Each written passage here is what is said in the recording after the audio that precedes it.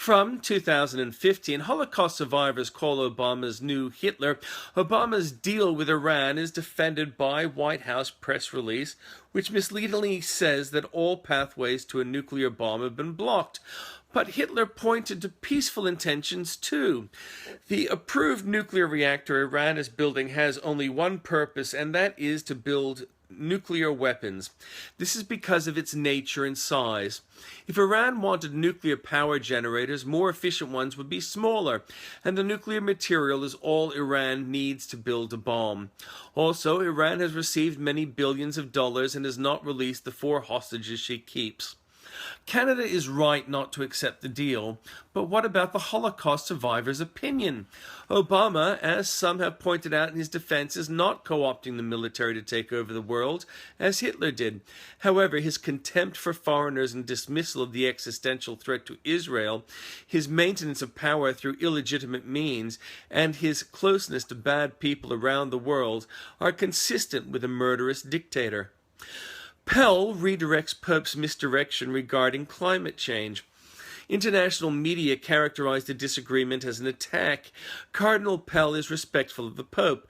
However, Pope Francis was wrong to place papal authority on the mistaken view of anthropogenic global warming.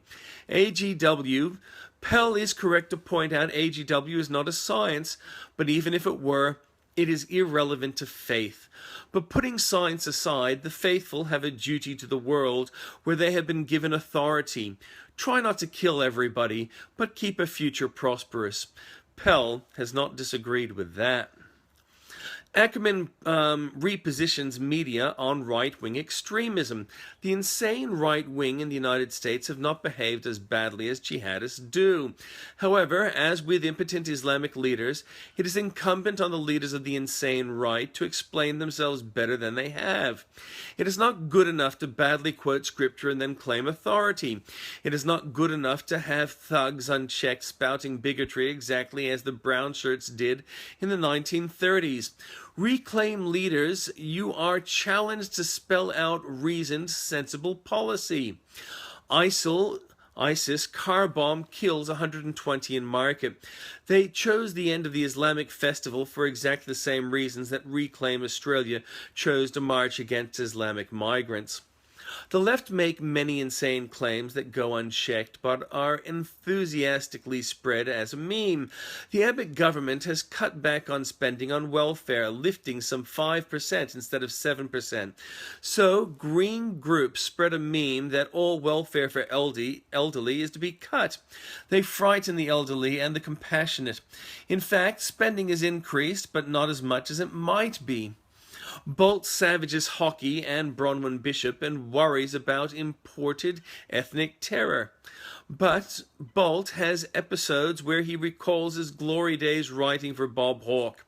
The sad truth is Hawke was undeserving of adulation, and the inflations Bolt launches here are unworthy.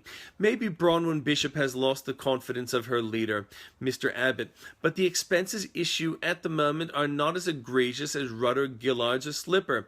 Some of the media are confusing regarding Slipper. They are drawing equivalents between the House speakers, and when comparing claims, a theft may resemble a mistake of judgment. But the two should not be confused. More concerning is the repeated meme regarding dangerous imports. Border security is a serious issue, but while impotent Islamic leaders fail often to espouse virtues of their culture, they aren't the same as jihadis. One worrying issue is the civil code not recognizing a war with jihadis, but that is not the same as Bolt's dog whistling the repeated meme.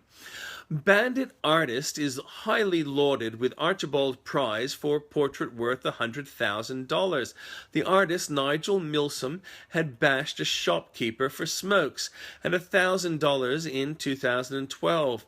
The subject of the portrait was his lawyer, more like a likeness of a mummified corpse.